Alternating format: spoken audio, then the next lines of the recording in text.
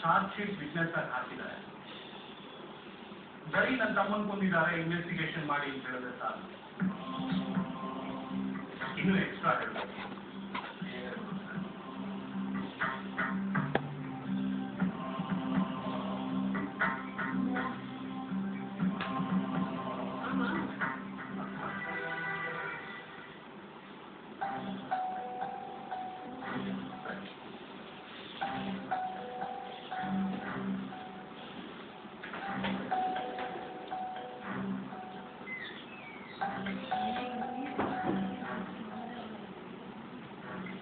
ನಾನು ಹೇಳಿದಾಗೆ ಹೇಳಬೇಕು.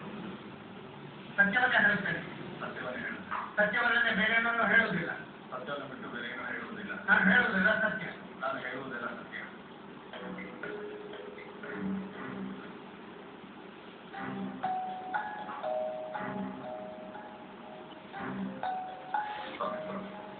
ಇಂದುಶೇಖರ್ ಅಂತ ಸರ್. ತಾವೆಲ್ಲಿ ಇರೋದು, ಏನು ಕೆಲಸ ಮಾಡ್ತೀರಿ? ಪಾಟ್ನಾದಲ್ಲಿ ವಾಸ. ನನ್ನ ಸ್ಮಾಲ್ ಸ್ಕೇಲ್ ಇಂಡಸ್ಟ್ರಿ ಇದೆ ಸರ್. ಇಂದುಶೇಖರ್ ಅವರೇ, ಕೊನೆ ಆದ್ರಲ್ಲ ರಾಜಶೇಖರ್ ಅವರು. ಅವರು ನಿಮ್ಗೆ ಏನಾಗಬೇಕು? ರಾಜು ನನ್ನ ಸಮಾಜ. ರಾಜು ಕೊಲೆ ಬಗ್ಗೆ ತಮ್ಗೆ ಏನೇನು ಗೊತ್ತು? ಸರ್, ಎಲ್ಲಿಂದ ಶುರು ಮಾಡೋದು ಅಂತ ನನ್ಗೆ ಗೊತ್ತಾಗ್ತಾ ಇರುತ್ತೆ. ನಾವೆಲ್ಲ ಭಯಪಟ್ಟಾಗೆ ಎಲ್ಲ ಆಗೋಯ್ತು ಸರ್.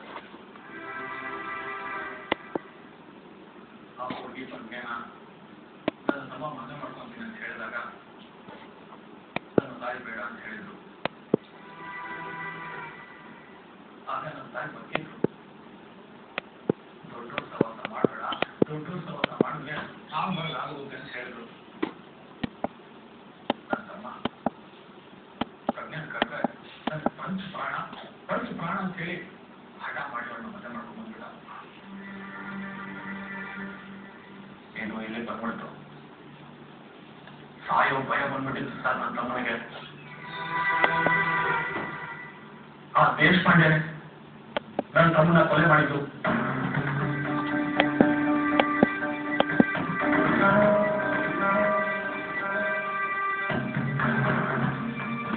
ಇವರು ಐ ವಿಟ್ನೆಸ್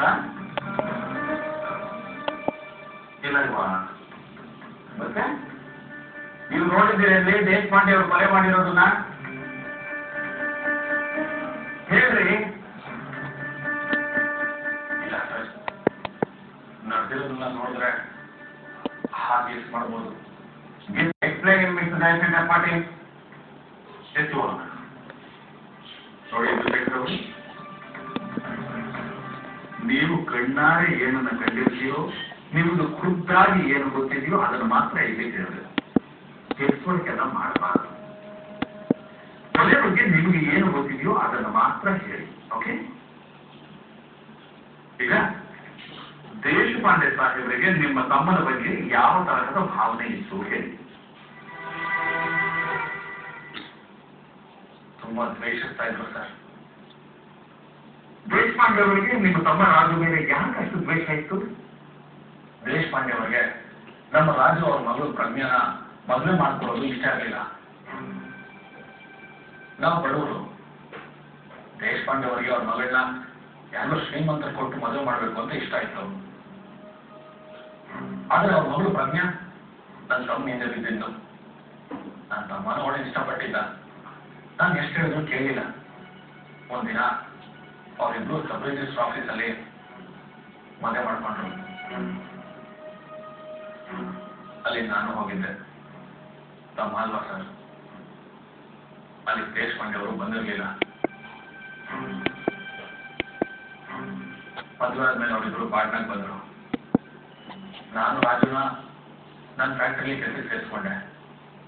ನಮ್ಮ ಮನೆ ಮಾಡಿ ಮೇಲೇನೆ ಅವರಿಬ್ರು ಇದ್ರು. ಮೊದಲು ಚೆನ್ನಾಗೇ ಇದ್ರು. ನಮ್ಮ ರಾಜು ಆ ಪ್ರಜ್ಞೆನ ಪ್ರಾಣದಿಂದ ಇಷ್ಟಕ್ಕೆ ಪ್ರೀತಿಸ್ತಿದ್ದ.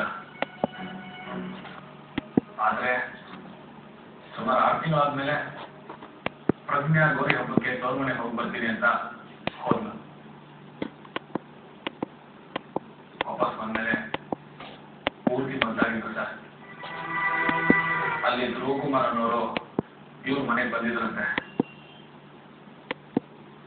ಇವರಿಬ್ಬರಿಗೂ ಫ್ರೆಂಡ್ಶಿಪ್ ಜಾಸ್ತಿ ಆಯ್ತು ಅಂತ ಕಾಣಿಸುತ್ತೆ.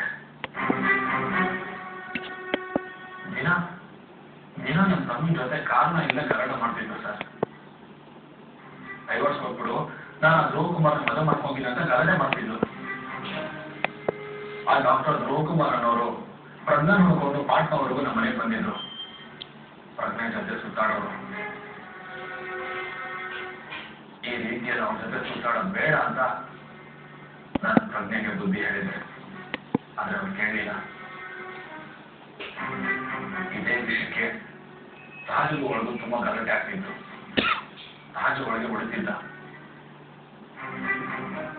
ಅಲ್ಲ ಸರ್, ಯಾರು ತಾನೇ ಕೋಪ ಬರಲ್ಲ ಹೇಳಿ. ಆ ಧ್ರುವಕುಮಾರ್ ಅನ್ನೋರು ಒಂದ್ಸಾರಿ ಪ್ರಜ್ಞೆ ಹುಟ್ಟಿದ ಬಗ್ಗೆ ಸಿನಿ ಜುಮ್ಕಿನ ಪ್ರೆಸೆಂಟ್ ಮಾಡಿದ್ರು ಸರ್. ಜುಮ್ಕಿ ಪ್ರೆಸೆಂಟ್ ಮಾಡಿದ್ರ? ಸ್ಟ್ರೇಂಜ್. ಜುಮ್ಕಿ ಏನಾದ್ರು ನಿಮ್ಮ ಹತ್ರ ಇದೆಯಾ? ಆ ಸರ್ ಇದೆ.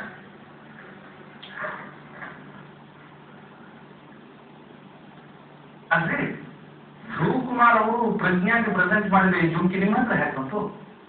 ಅದು ಪ್ರಜ್ಞಾ ಒಂದ್ಸಲ ರಾಜು ಜೊತೆ ಜಗಳ ಮಾಡಿಕೊಂಡು ಎಲ್ಲ ಒಳಗಳನ್ನು ಬಿಟ್ಟು ಅವ್ರು ತಗೊಂಡು ಹೊರಟೋದು ಸರ್. ಆಗ ನಾನು ತಗೊಂಡ್ಬಂದಿದ್ದು. ಹಾಗೆ ಪ್ರಜ್ಞಾಳಿಗೆ ನೆನಪಿನೊಂದಿಗೆ DK with question mark.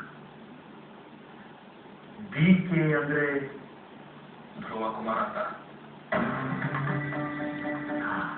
Dhruvakumar ಇದನ್ನ ಮಾರ್ಕ್ ಮಾಡ್ತೀನಿ.